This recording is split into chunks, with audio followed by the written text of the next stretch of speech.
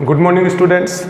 From today we start new chapter 14 statistics and first कुछ definition दीजिए. What is statistics? So first definition, statistics क्या है? So statistics is the branch of mathematics in which we study mathematics की एक branch जिसमें हम study करते हैं, ठीक है ना, in which we study about collection, analysis, presentation and organization of data. ठीक है. So नेक्स्ट आप कहेंगे जो डाटा वर्ड आया उसके बारे में, डाटा क्या चीज़ है, व्हाट इज द डाटा. तो देखिए the word data means informations. Data means information, कि आपके पास इंफॉर्मेशन होनी चाहिए. जैसे फॉर एग्जांपल आपके पास है मार्कशीट, तो मार्कशीट एक एग्जांपल है डाटा का जिसमें डिफरेंट सब्जेक्ट्स के आपको मार्क्स उसमें मिलते हैं. इसी तरह से किसी भी शॉप पे आपको जाते हैं तो वहाँ पर एक गुड्स प्राइस आपको मिलती है, जो भी सामान वहाँ सोल्ड किया जाता है उसकी प्राइस. तो ये सब एक डाटा का एग्जाम्पल है. नेक्स्ट जैसे आप कभी भी कोई क्रिकेट मैच देखते हैं, सचिन तेंदुलकर आए या कोई भी बैट्समैन आया तो उसका बैटिंग एवरेज की एक आपको शीट मिलती है. जैसे ही वो बैटिंग करने आएगा, total number of matches, total runs, average, 100, 50, तो ये सारी जो इन्फॉर्मेशन है आपको इस तरह से मिल जाती है कि जो बैट्समैन है उसका क्या रिकॉर्ड है, ठीक है ना. So that is called data. इसके बाद में देखिए टाइप ऑफ डाटा. फर्स्ट आपके पास है प्राइमरी डाटा, ठीक है. प्राइमरी डाटा जो क्या है, ठीक है ना. सो देखिए when the information was collected by the investigator herself और himself with the definite objective in her और his mind is called primary data. Primary data जब हम कोई इन्फॉर्मेशन खुद ही कलेक्ट कर लें, जैसे मैं कहता हूँ number of fans in your house, आपके घर में कितने फैन हैं, तो आपको कहीं जाने की जरूरत नहीं है, आप खुद वो एक इन्फॉर्मेशन कलेक्ट कर सकते हैं, ठीक है. इसी तरह से देखिए सेकेंडरी डाटा क्या होता है. When the information was gathered from a source where source which already had the information stored. यानी कि जैसे मैं आपको फॉर एग्जाम्पल कहता हूँ कि right the attendance of your class students last 15 days. अपने क्लास की जो स्टूडेंट्स उसमें जो पढ़ रहे हैं उनके लास्ट 15 डेज की मुझे आप अटेंडेंस दीजिए. तो आप वो अटेंडेंस मुझे नहीं बता सकते कौन प्रेजेंट था कौन एब्सेंट था. उसके लिए आपको जहां इंफॉर्मेशन ऑलरेडी स्टोर की हुई है, मीन्स आपका जो स्कूल अटेंडेंस रजिस्टर है जिसमें पिछले 15 डेज की अटेंडेंस रिकॉर्ड की हुई है, तो वहाँ से आप मुझे बता सकते हैं कि कौन स्टूडेंट प्रेजेंट था लास्ट 15 डेज, कौन एब्सेंट था. तो मीन्स पहले से इंफॉर्मेशन स्टोर की हुई है और वहाँ से हम जो इंफॉर्मेशन लेते हैं that is called secondary data. Primary data when information is gathered bye investigator herself और हिमसेल्फ, ठीक है. और सेकेंडरी डाटा में क्या होगा, सेकेंडरी डाटा में जहाँ पहले से इंफॉर्मेशन कलेक्ट की हुई है. जैसे मैं कहता हूँ temperature of Jodhpur last 30 days, तो आप वेदर फोरकास्ट डिपार्टमेंट जाएंगे और वहाँ से टेम्परेचर ऑफ जो जोधपुर का जो भी लास्ट 30 डेज का मिनिमम और मैक्सिमम टेम्परेचर है वो आपको मैं पूछता हूँ, तो आप वहाँ से वो मुझे कलेक्ट करके बता सकते हैं, ठीक है ना. तो that is called secondary data.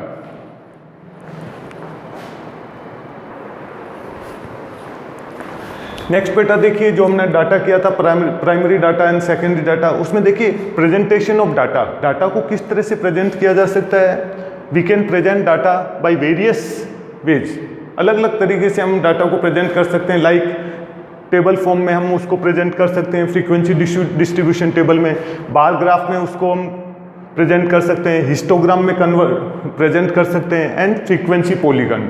जो न्यू रहेगा आपके लिए 8th क्लास में आप हिस्टोग्राम तक कर चुके हैं, फ्रीक्वेंसी पॉलीगन इस बार हम करेंगे.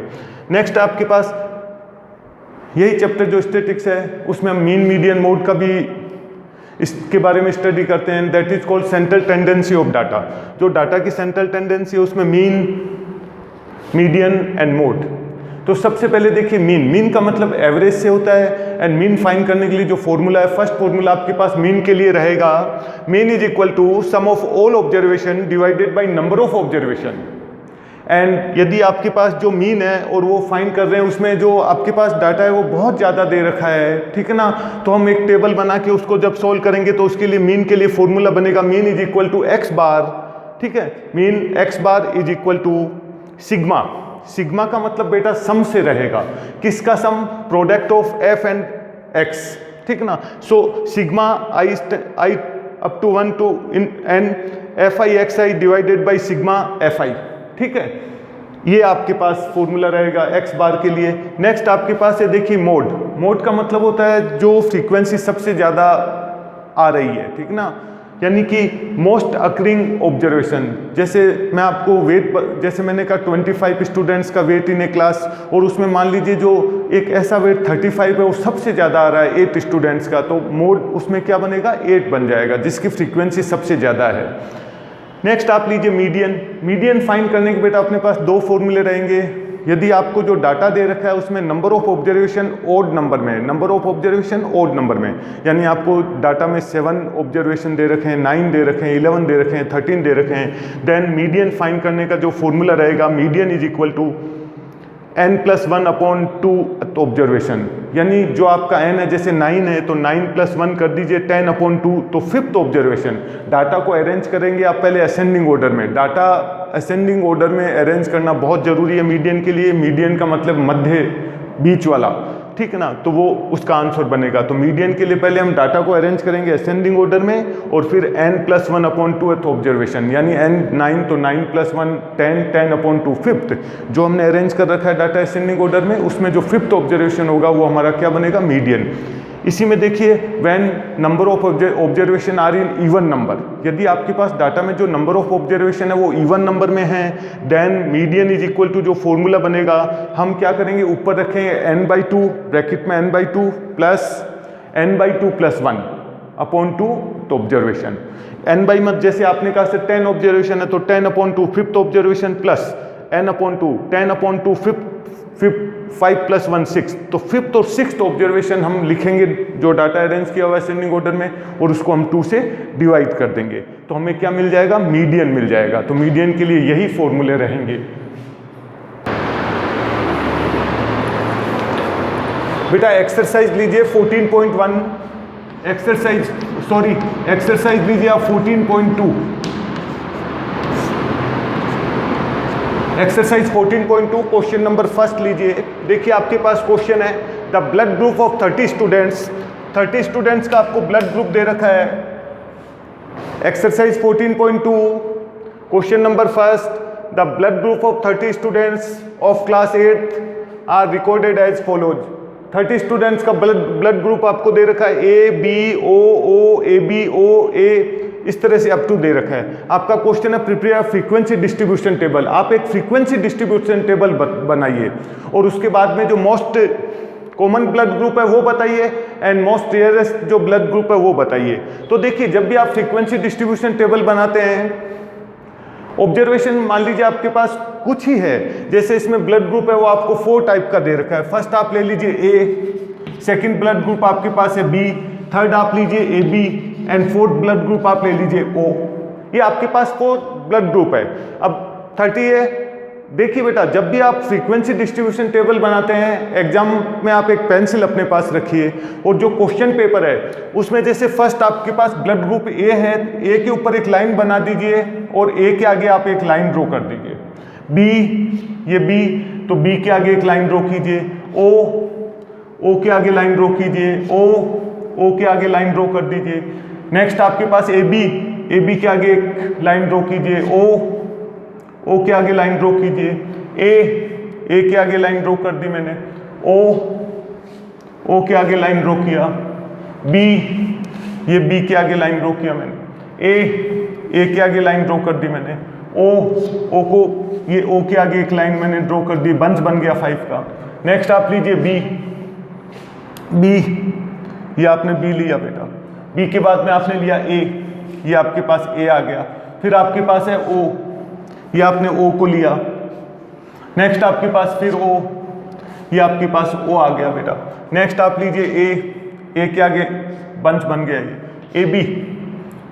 AB आपको मिल गया। नेक्स्ट आप लीजिए O, ये आपके पास O। नेक्स्ट आप लीजिए A, ये आपके पास A। नेक्स्ट A, फिर O के आगे बेटा लाइन ड्रॉ किया।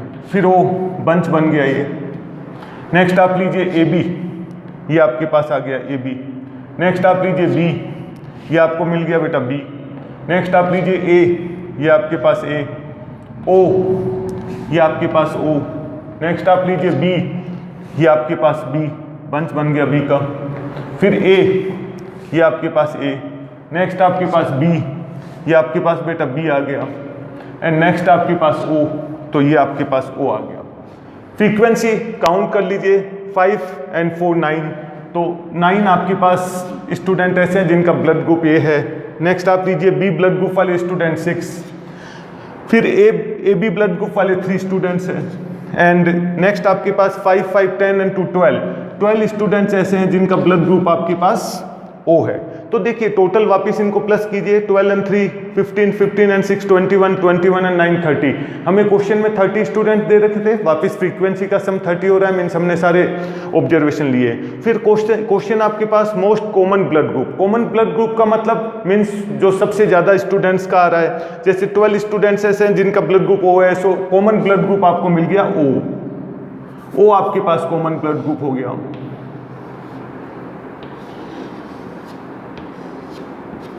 नेक्स्ट आपके पास है मोस्ट रेयरेस्ट ब्लड ग्रुप। तो रेयरेस्ट ब्लड ग्रुप जो सबसे कम है बेटा ए बी आपके पास ये आ गया common most rarest blood group. ठीक है, सो फर्स्ट हमने frequency distribution table question number first के लिए बना दी।